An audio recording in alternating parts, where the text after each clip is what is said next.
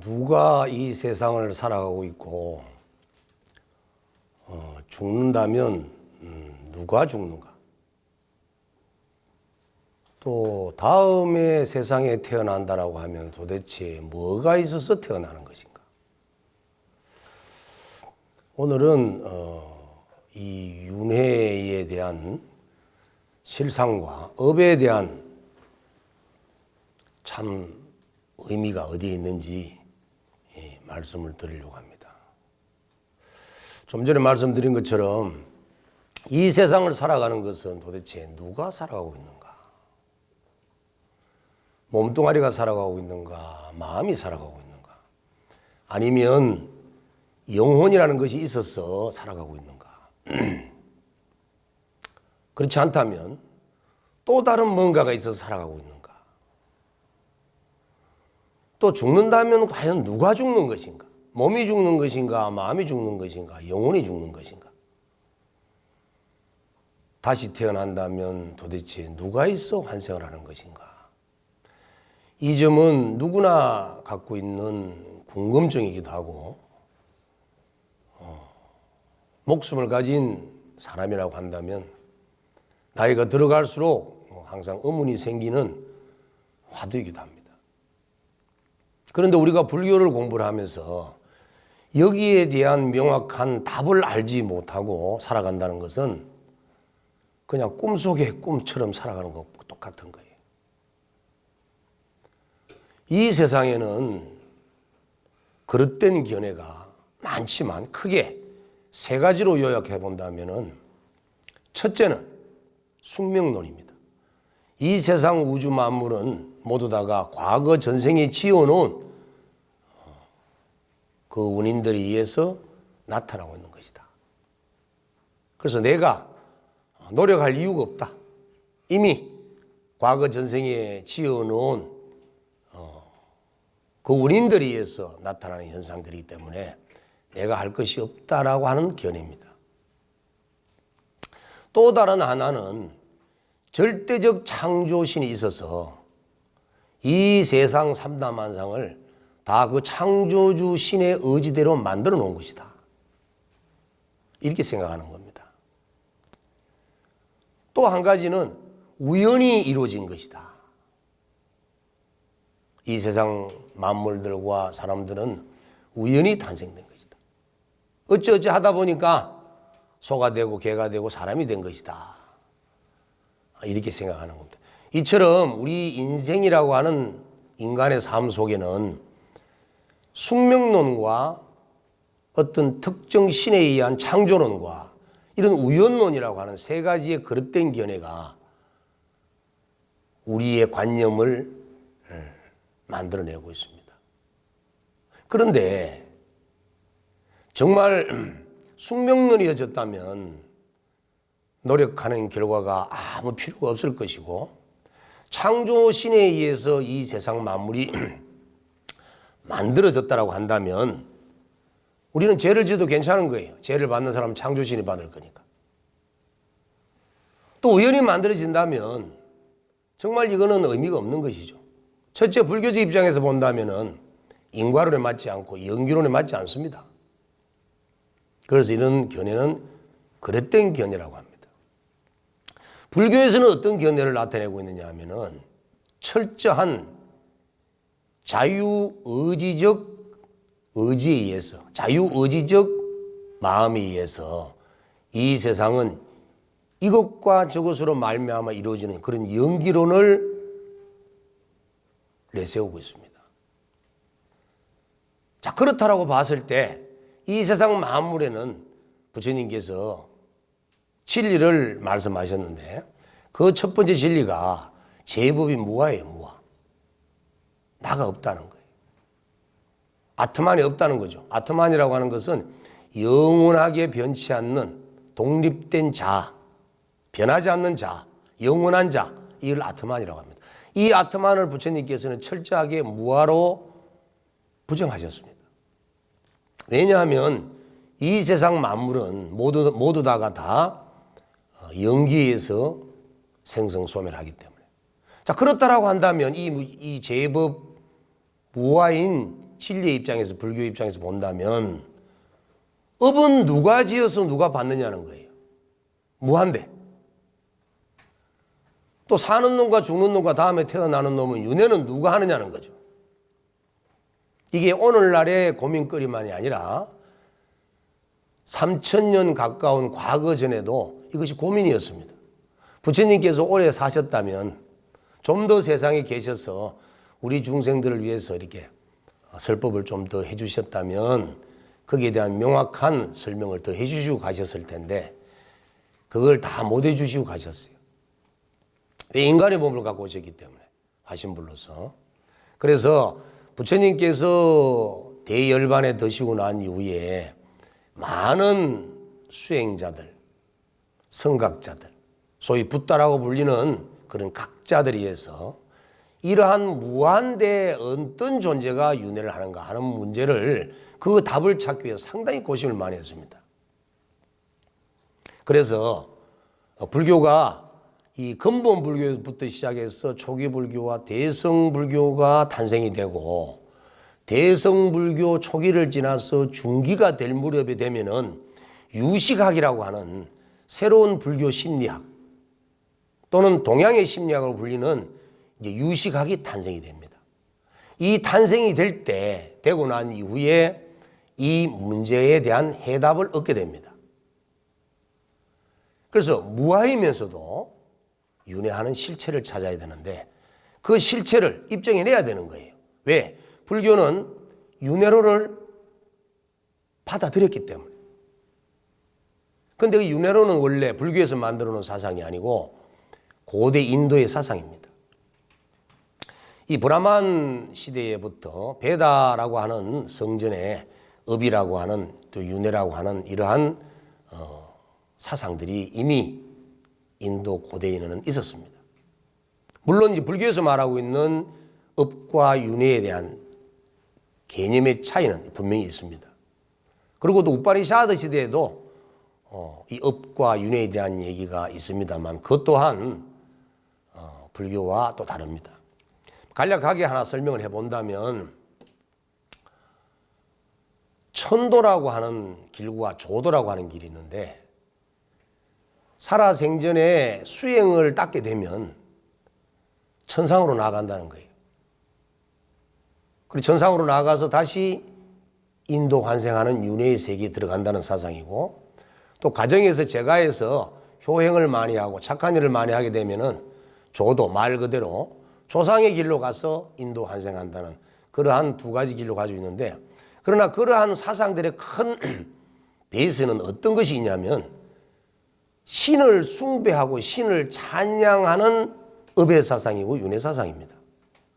신을 숭배하고 신을 찬탄하고 신에게 제사를 지내면 천상에 태어나고 인도 환생한다는 그런 사상을 가지고 있기 때문에 제사 위주.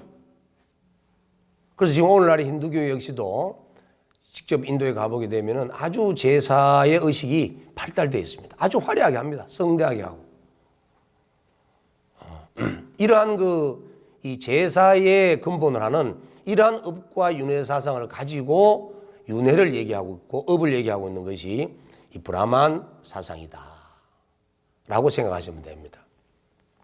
그런데 불교에서 말하고 있는 업과 윤회의 사상은 철저한 연기론적 입장에 의한 사상이기 때문에 그러한 제사에 의해서, 그 신에 의해서 내가 나아가는 세상이 결정되어지는, 복덕이 결정되어지는, 재앙이 없어지고 좋은 복락이 만들어지는, 신들이 만들어가는 이런 업과 윤회 사상하고는 완전하게 차이가 있다는 겁니다.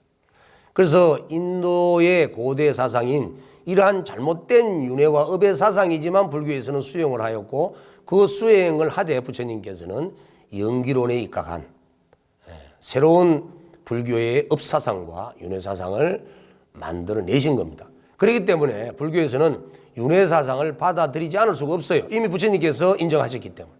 업도 마찬가지고. 그런데 부처님께서는 가장 강력한 연기법을 깨치시고 난 이후에 세 가지 진리를 설하셨죠.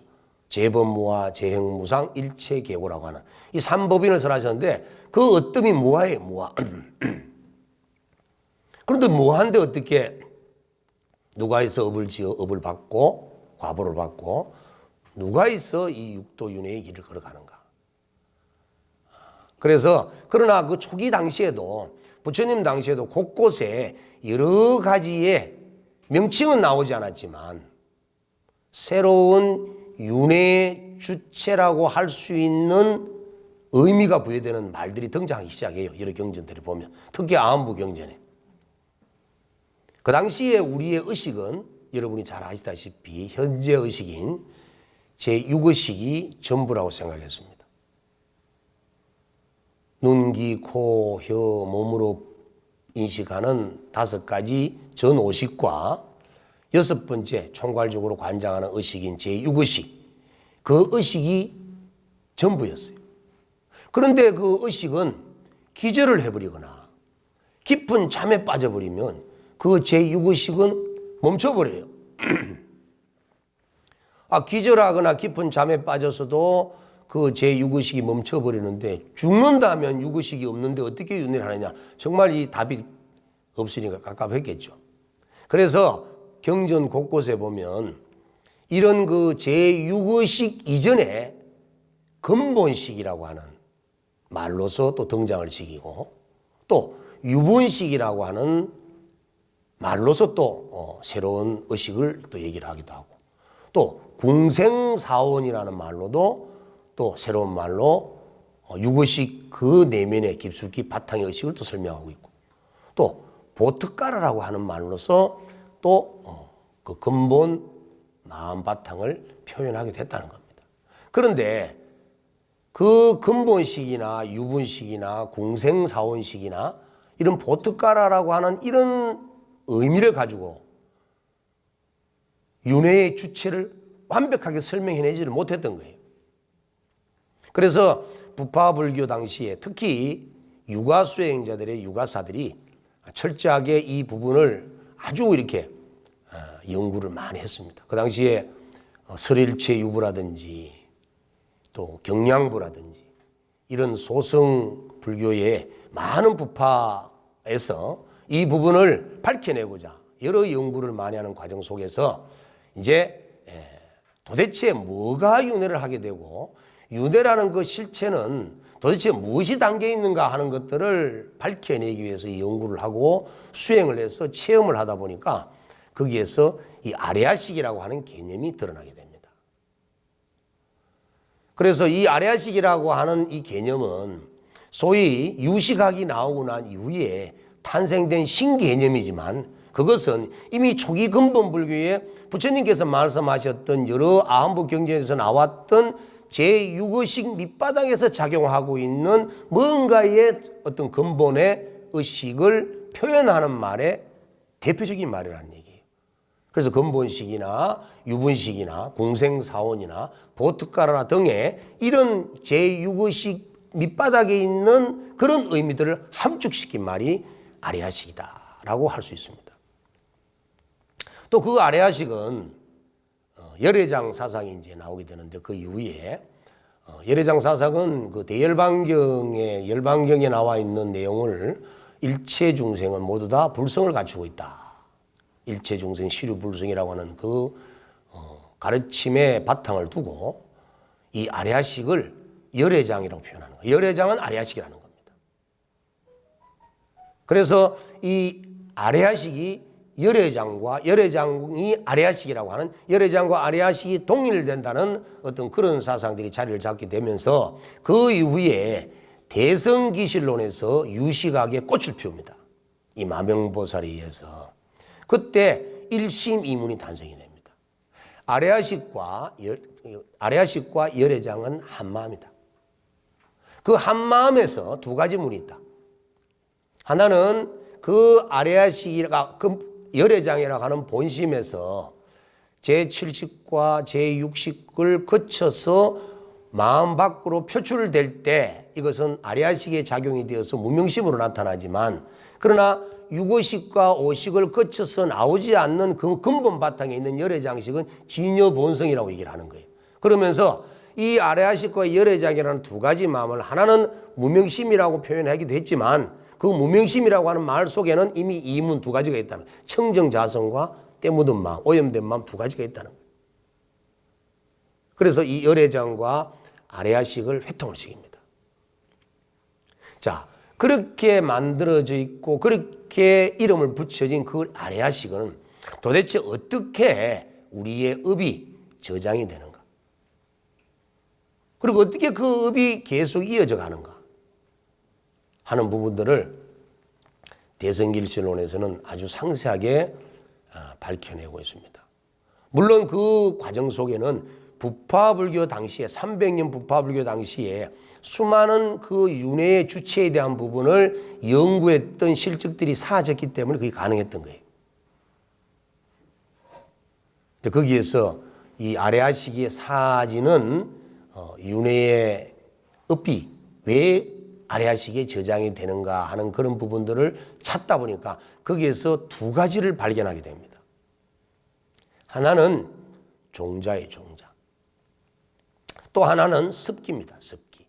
종자라고 하는 것은 여러분이 잘 아시다시피 우리가 벼를 수확을 해서 그 벼를 먹기도 하지만 그거를 다음에 씨앗을 쓰기 위해서 종자로 쓰기 위해서 보관해 두었다가 그것도 종자를 심습니다.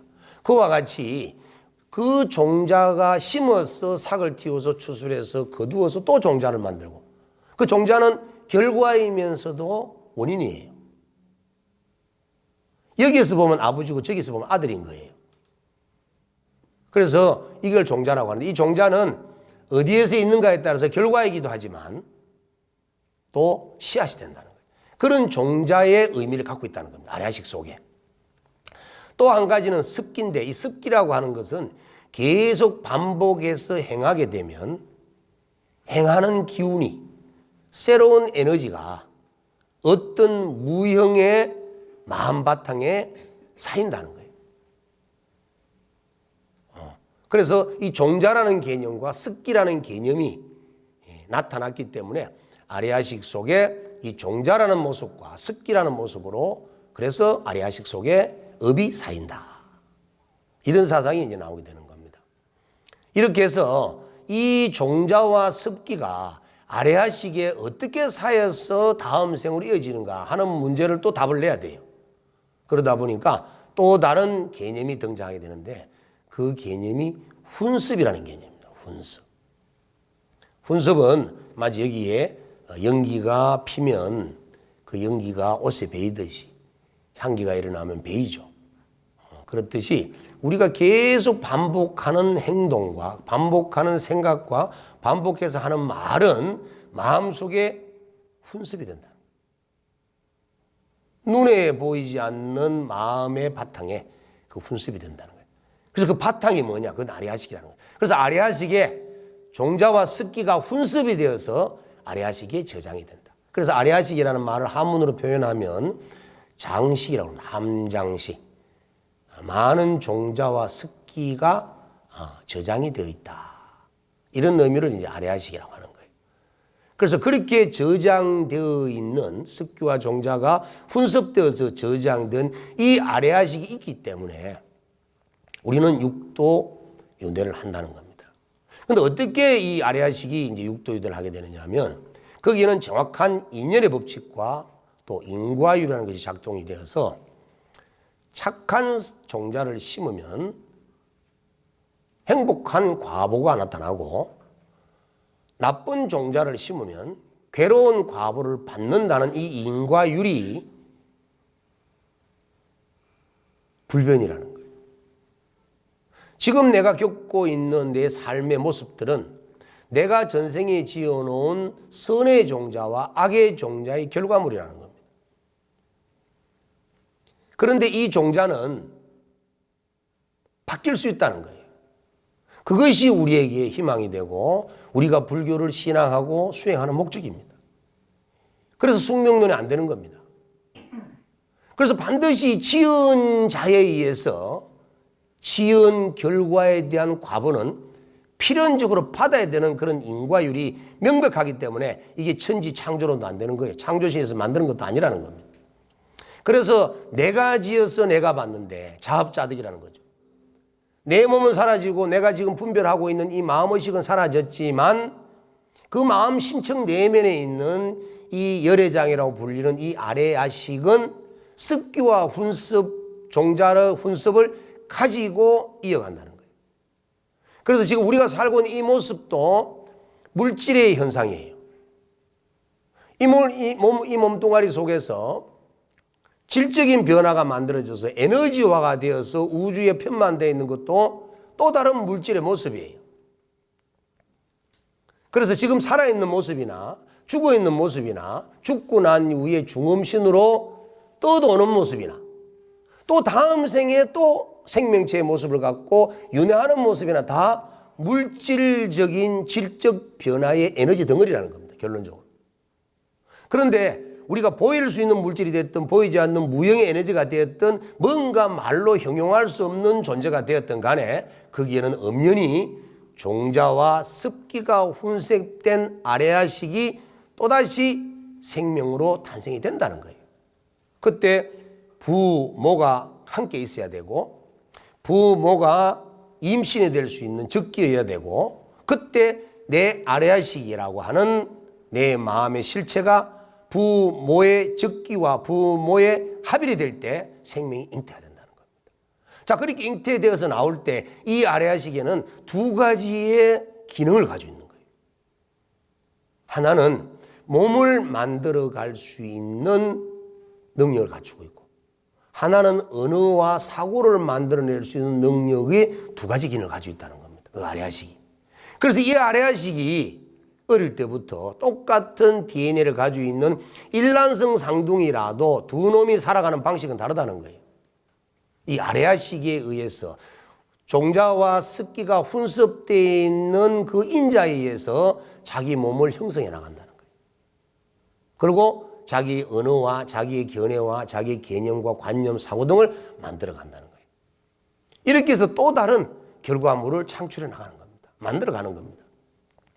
이렇게 끊임없이 이 아래아식이라고 하는 우리 윤회의 주체는 지금 나의 모습 그대로 다음 세상에 이 모습 이대로 환생윤회하는 것이 아니라 모습은 완전히 달라졌지만 이렇게 드러나 있는 얼음의 모습일 수도 있고 다음 세상에는 물의 모습으로 태어날 수도 있고 또 그 다음 세상에는 기체의 모습으로 태어날 수도 있겠지만 그러나 모습이 어떻게 바뀌었든 간에 그 속에는 철저한 내가 지어놓은 인과응보의 과보라고 하는 종자와 과보라고 하는 습기를 그대로 가지고 가기 때문에 어떤 모습으로 만들어지더라도 그것은 내 스스로 닦지 않는 한, 내 스스로 변화시키지 않는 한 우리는 그 속박과 고통 속에서 그 과보로부터 벗어날 수 없다는 거예요. 그래서 불교는 깨침도 정말 중요합니다. 깨달음의 종교이기 때문에 너무너무 중요합니다. 그러나 깨달음만큼 소중한 것이 뭐냐면 훈습이라고 저는 봅니다. 여러분들이 부처님의 가르침을 듣고 배우고 익혀서 그것을 실천으로 행해서 그것이 내 마음속 깊은 곳에 아래아식이라는 곳에 종자가 좋은 종자가 심어지고 좋은 습기가 심어졌을 때 좋은 훈습된 결과로 우리는 어떤 윤회의 삶이 펼쳐진다 하더라도 좋은 생명체의 모습으로 환생될 거라는 거예요. 그래서 대성기실론에서 보면은 정법 훈습과 연법 훈습을 강조하고 있는데 정법 훈습이라고 하는 것은 선하고 바르고 맑고 밝은 모습으로 즉 진여 본성의 자기 자신의 본성의 모습으로 자기를 훈습시켜 나가고 종자를 만들어 나가고 습기를 만들어 가는 거예요. 또 연법 훈습이라고 하는 것은 탐진치 삼독심이 일어나고 있는 중생심으로 자기를 만들어가는 거예요. 그래서 우리는 이 마음을 만들어가는 이 아래아식이라고 하는 종자와 습기의 훈습을 만들어가는 이곳에 우리는 종자가 있다는 거예요.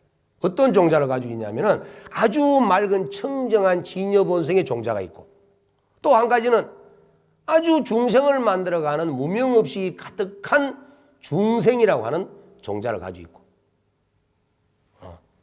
그 다음에 거기에는 또 업식이라고 하는 훈습되어 있는 종자가 또 있는 거예요. 그래서 우리는 크게 이 두 가지 청정하고 맑은 것과 더럽고 오염된 이 두 가지 중에서 무엇을 의지해서 닦아 나가느냐? 만약에 더러운 오염된 탁한 것을 의지해서 살아간다면 계속 탐욕을 일으키고 성냄을 일으키고 그릇된 사견을 만들어서 윤회를 믿지 아니하고 인광부를 믿지 않고 끝없이 괴로운 과보를 불러들일 수밖에 없는 겁니다. 지금 내가 겪고 있는 삶이 만약에 고통스러운 삶이 많다라고 한다면 여러분들은 지금까지의 삶이 잘못된 더러운 오염된 탐진치 삼독심에 의지해서 살아왔다는 거예요. 그런데 만약에 여러분의 본성에 갖춰져 있는 청정하고 맑고 깨끗하고 선하고 아름답고 밝은 그 본성에 만약에 여러분들이 의지해서 살아간다면 여러분들은 날로 종자와 습기가 혼습이 아름답고 착하고 맑고 선하고 밝은 것으로 계속 사아집니다. 깨끗한 것은 더러운 것을 가지 않아요. 어찌 밝음이 어두움 속으로 가겠습니까? 그래서 결론은 이 세상의 행복과 고통은 따로 있는 것이 아니에요. 원래 괴로움과 행복이 둘이 실체가 있어서 나타나는 것이 아니라 내가 어떻게 하느냐에 따라서 행복도 되고 불행도 된다는 겁니다. 내 청정성과 내 밝음성과 맑음성과 선함에 의지한다면 내 삶은 행복할 것이고 내 삶이 만약에 탐진치 삼독심에 찌들린 삶을 산다면 내 삶은 괴로울 수밖에 없는 거예요.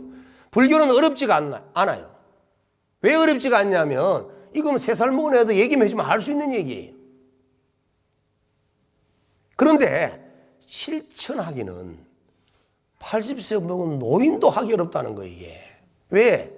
우리는 지금까지 그것을 알지 못하고 살아왔기 때문에 이미 몸에 훈섭이 되어서 잘 안 되는 거예요. 하고는 싶은데.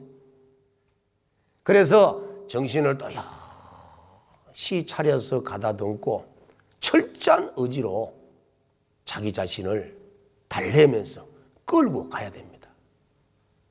여러분의 몸뚱아리를 저 다음 세상으로 가져갈 수는 없고 지금 여러분들이 분별하고 있는 어떤 이런 의식 분별을 망상들을 가져갈 수는 없지만 여러분이 쌓아놓은 종자들은 습기들은 반드시 가져가게 되어 있습니다.